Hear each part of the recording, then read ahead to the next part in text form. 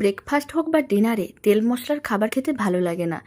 তাই এইভাবে একবার সুজি ও টক দই দিয়ে দারুণ স্বাদের নরম তুলতুলে স্পঞ্জি স্বাস্থ্যকর রেসিপিটা বাড়িতে বানিয়ে দেখতে পারেন। মাত্র কয়েক মিনিটের মধ্যে রেডি হয়ে যায় আর খেতেও ভীষণ ভালো হয়। রেসিপিটা শেষ পর্যন্ত দেখার জন্য আপনাদের কাছে অনুরোধ রইল।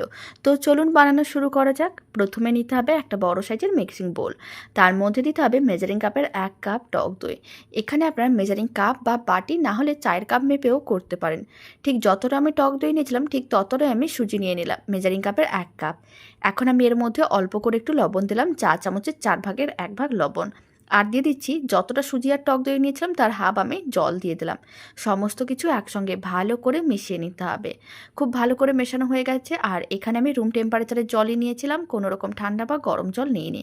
সমস্ত কিছুই খুব ভালো করে মিশিয়ে নেওয়ার পরে মিশ্রণটাকে এইভাবেই কিন্তু 5 থেকে 7 মিনিট রেখে দিতে হবে, যাতে সুজিগুলো জলটা শোক করে বেশ নরম হয়ে যায়। এখন আমি 5 মিনিট পরে দেখাচ্ছি। হাফ চামচের মতন বেকিং পাউডার দিয়ে দিতে হবে। তারপরে কিন্তু খুব ভালো করে মিশিয়ে নিতে হবে। 5 মিনিট পরে দেখুন মিশ্রণটা অনেকটাই ঘন হয়ে গেছে। এইভাবে আরেকবার ভালো করে মিশিয়ে নিতে হবে। বেকিং পাউডার দিতে হবে, বেকিং সোডা দেওয়া যাবে না, তাহলে কিন্তু গন্ধটা বাজে হয়ে যাবে। এবার আমি অল্প করে তেল, এরকম একটা প্যান নিয়েছিলাম, অল্প করে তেল দিয়ে খুব ভালো করে ব্রাশ করে নিতে হবে।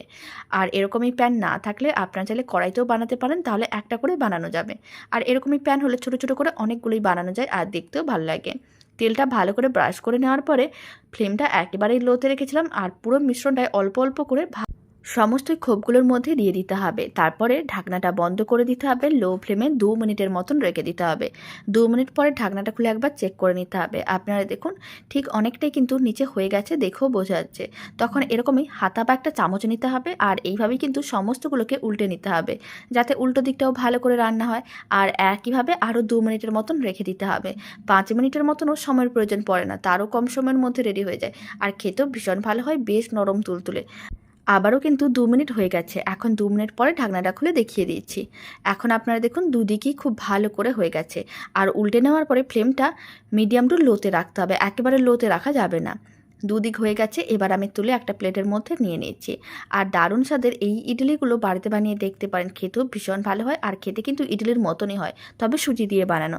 বাড়িতে এই রেসিপিটা বানালে কমেন্ট বক্সে জানাতে একেবারেই ভুলবেন না খেয়ে আপনাদের কেমন লাগলো। রেসিপিটা শেষ পর্যন্ত দেখার জন্য অসংখ্য ধন্যবাদ। ভালো লেগে থাকলে আপনারা যদি ফেসবুক থেকে রেসিপিটা দেখছেন পেজটিকে ফলো করে নেওয়ার অনুরোধ রইল। ইউটিউব থেকে দেখলে চ্যানেলটি সাবস্ক্রাইব করে নেওয়ার অনুরোধ রইল, নতুন রেসিপির আপডেট সবার আগে পাওয়ার জন্য।